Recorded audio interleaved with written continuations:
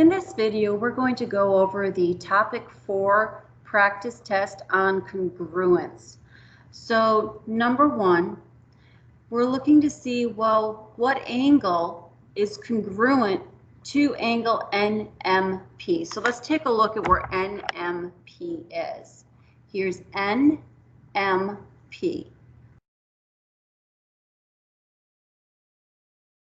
So if you look, notice you have 3 arc marks. Well, on this other triangle, there's also 3 arc marks. So these angles are congruent.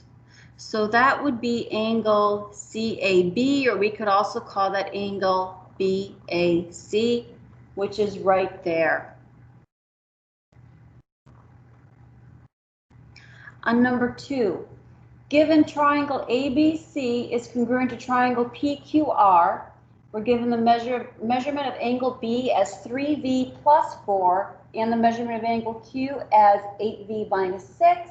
We have to find the measurement of angle B and the measurement of angle Q. So recall, corresponding parts of congruent triangles are congruent, meaning they're of equal measure. So if you look at these triangles, B corresponds to Q. So these angle measures would have to be equal. So we're going to take measurement of angle B, we'll set it equal to the measurement of angle Q, we'll find V, and then we'll go ahead and stick V back in. We could put it into either one of these expressions and solve for that angle measure. So here we go. We've got 3V plus 4 equals 8V minus 6. Let's subtract 3V from both sides. We get 4 equals 5V minus 6. Let's add 6 to both sides. 10 equals 5V. Divide out the 5, and we get 2 equals V. But that's not my final answer. I need to go ahead and substitute this 2 in for V. Either one of these equations would work. Let's grab the measurement of angle B. So the measurement of angle B equals 3V plus 4. Well, that's 3. V is 2 plus 4. So that is 6 plus 4. 10. So my answer here is C. And again, the measurement of angle B is 10. Well, then the measurement of angle Q would also be 10. Number 3, supply the reasons missing from the proof shown below. So we are told line segment AB is congruent to line segment AC. That is given. We are also told that angle BAD is congruent to angle CAD. So they are congruent. Here's our arc mark showing that they are congruent.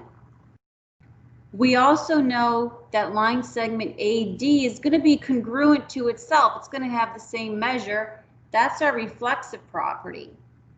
So now that we have that, what's our reasoning for saying triangle BAD is congruent to triangle CAD? Well, let's take a look at what we have. I have a side. Those two are congruent. I have an angle. These are congruent. And then if I look at this AD, we said that's congruent to itself. It is part of both triangles. So this also counts as a side. So if you look, we have side, angle, side. So if we look down here, we have 2 options so far. We can rule out A and we can rule out C. So now let's see what we have here. Is it going to be reflexive property or corresponding parts of congruent triangles are congruent? So we've already proven that these triangles are congruent. Now let's take a look. Line segment BD is congruent to line segment CD. So right here. Well, if we use the reflexive property, that's saying something is equal to itself. A measurement is of a line segment is the same measurement as itself. Here, if we've already shown that these triangles are congruent, corresponding parts of congruent triangles are congruent. Our answer is D.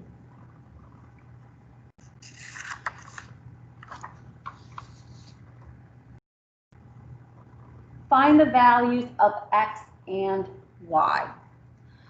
So looking at this, you can see this line coming down here is bisecting an isosceles triangle. My sides are congruent here. So if we have sides congruent and we have these angles are congruent, we know that AD is a perpendicular bisector, which then means if this forms a right angle, this is 90 degrees and X is 90 degrees.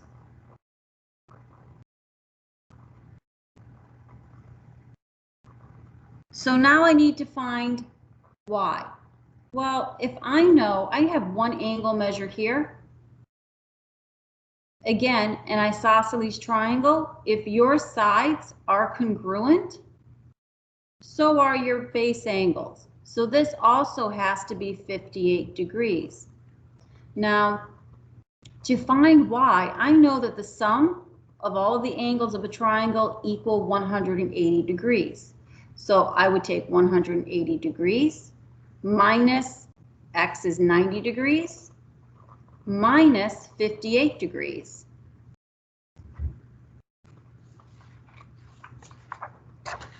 That is going to give us 32 degrees. So X equals 90, Y equals 32. And here it is, B. And now what is the value of X? Again, we have an isosceles triangle. My sides are congruent, which also means these angles are congruent.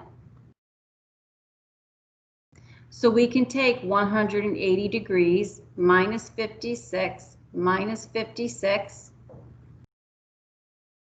and that is going to give us 68 degrees. And which that one is A. Now state whether triangle ABC and triangle AED are congruent. Justify your answer. So if I am looking at ABC,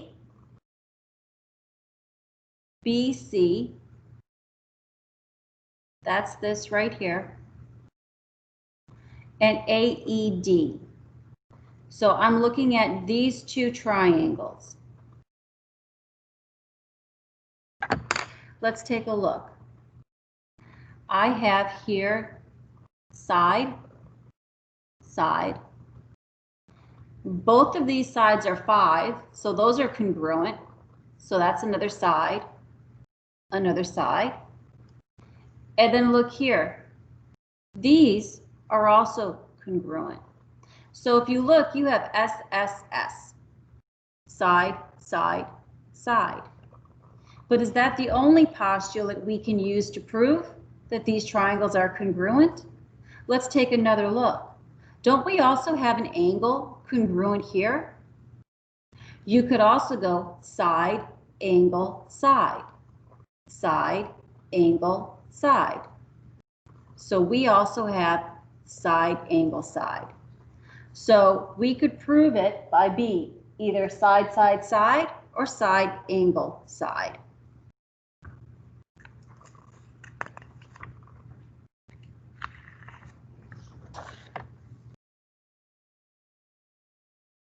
So what other information do you need in order to prove the triangles congruent using the side, angle, side congruence postulate? So let's see what we have. We have side, side. I can also say that this right here, line segment AC, it is a part of triangle ABC, It is also a part of the triangle ADC. So this is also side. So I have side, side. I need angle, and that angle has to be the included angle. It has to be between the two congruent sides. So I am looking right here. I need this angle and this angle. Well, for these to be congruent, if AC was perpendicular to BD, I could say the measure is both 90 degrees. So my answer here is going to be AC perpendicular to BD.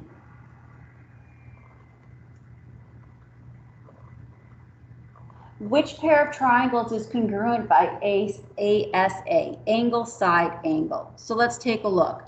Here we have angle, side, angle, side, angle, angle. Cannot. It is not A. And again, remember that side has to be the included angle, or excuse me, the included side between the two angles that are congruent. Let's take a look at B. Side, angle, side. Side, angle, side.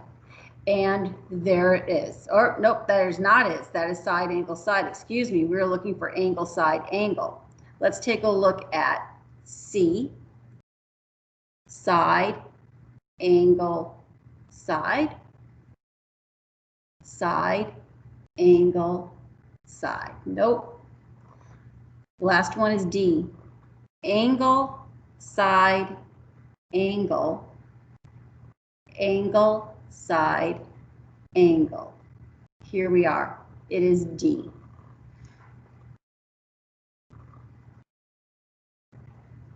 Name the theorem or postulate that lets you immediately conclude that triangle ABD is congruent to triangle CBD. So I'm comparing these two triangles. So right away, I have angle. If this is a right angle, so is this angle. And then we have line segment BD, which is a part of both triangles. So by the reflexive property, BD is congruent to BD. So we have sides. So we have AAS, angle, angle, side, which is letter A. And our last one. What common side do triangle GDE and triangle HED share?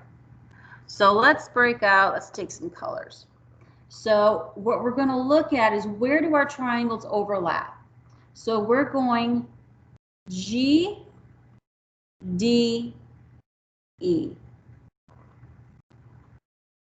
That is this triangle right here.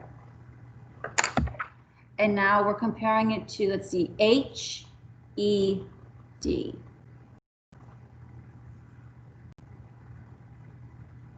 Oh, I'm off the line. Now notice we are overlapping right here. You could call this line segment DE or ED. And they're calling it line segment ED. Our answer is C.